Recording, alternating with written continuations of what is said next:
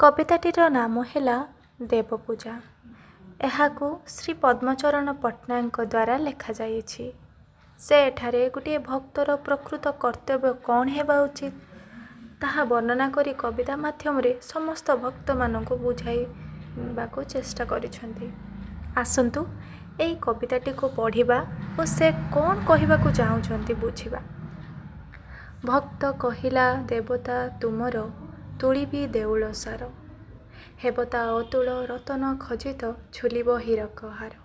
सेथिरे रखिबी मूर्ति तुमर चारु मरकते गढ़ा, खंजी रखिबी अमृत भोग हेब दस धूपे बढ़ा। हसी हसी देव कहिले भकत एहा कि तुमर भक्ति, किपरि सहिबी तुमर से पूजा भक्ति छଳରେ शक्ति, भक्ति छଳରେ शक्ति। भक्त कहिला कह तेबे प्रभु क्यों पूजा हेब सार। देवता कहिले अनाथ आतुरे प्रेम सुधा नीति ढाळ, प्रेम सुधा नीति ढाळ। सेथिरे मोहर हेब योग्य पूजा, सेथिरे माने मो मन।